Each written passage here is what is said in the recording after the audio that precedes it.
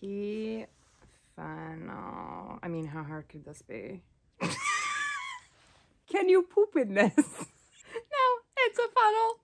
How much pee does it hold? It's not supposed to hold pee. There's a hole in the bottom. Can you walk with it in place? Or is this something you have to place each time you use it? It's a funnel, not a strap-on.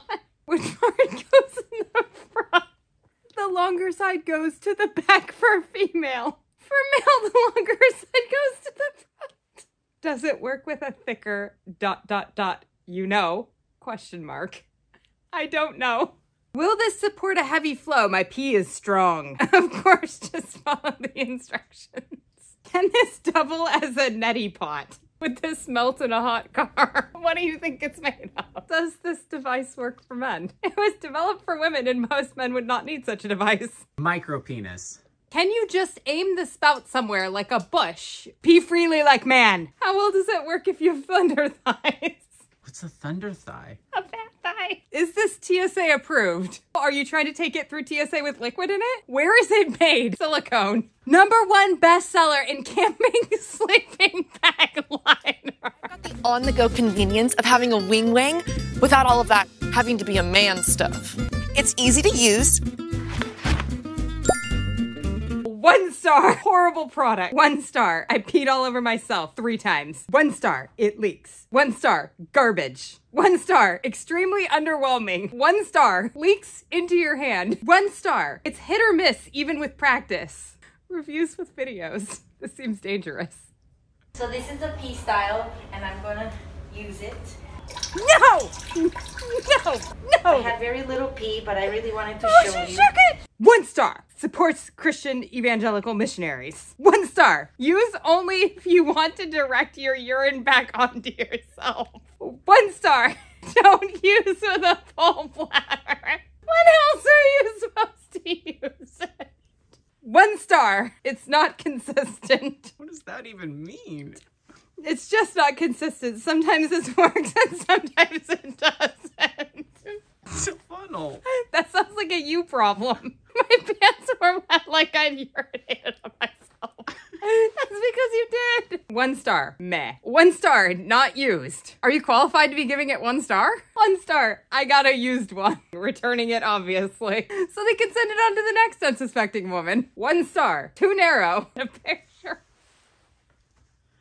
No! 1 star. Too small. 1 star. Big. Oh, gave me a rash. 1 star. Missing piece. Not for road trips. Not sturdy whatsoever. I returned. Product defective. 1 star. Do not buy this unless you want to make it rain urine. Isn't that the point? Too big. Good luck. Flimsy. Flimpsy. Hate it. Didn't work as described. Pee everywhere. Not worth. This is not how I imagined it would be. Had hair in product packaging.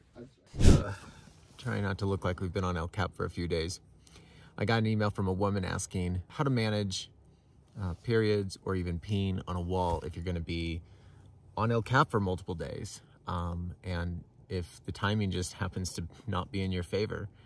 And I was like, I don't know anything about that. But if we're trying to cover A to Z on big walling, found a volunteer. I can speak to having a period on a big wall because this is my 2nd time on a big wall and this is the 2nd time I've had my period on a big wall. Yeah. So I'm like a pro now. I just think this is going to be super helpful for the 1% of the audience that is female and the 1% of those females that big wall. Hi, I'm Andrea, and this is how not to have your period on a big wall. It's not that much different to manage than it is on the ground, but there's a few things that you can do that make your life a little bit easier. One of the things that I think is the hardest to anticipate when you're on a big wall is timing.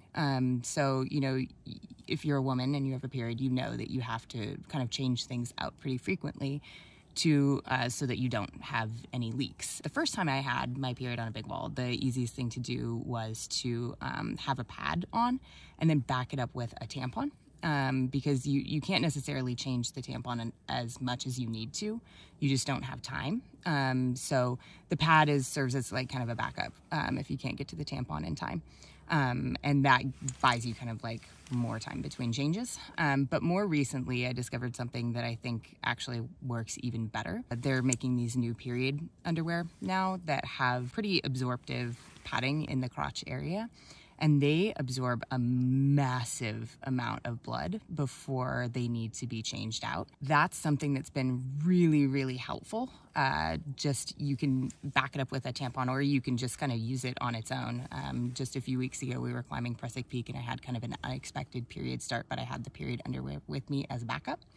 And I was able to get 9 hours of heavy flow climbing Prusik Peak, and it didn't even come close to leaking, so that was great. There's pros and cons to the underwear versus the pads versus the tampons. The underwear is a bit of a pain in the ass because you have to physically change it. Taking pants and underwear off while you're in a harness is a task all unto itself. It's easier to change out pads and tampons. So for sake of ease, pads and tampons are probably the easiest thing to do.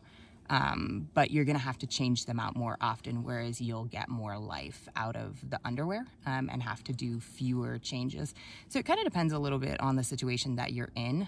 If it's going to be more convenient for you to do more frequent changes of pads and tampons, say at anchors when you're doing changeovers, or if it's going to be just more convenient for you to change your entire underwear like once a day.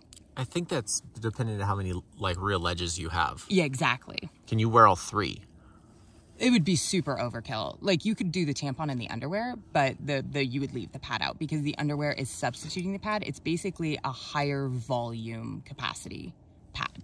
So that's kind of my strategy now is, you know, if it's a lighter day, I'll just do just the underwear, especially if I know that we're gonna have a ledge that I can change. I mean, you know, you're gonna have a porta-ledge at the very least.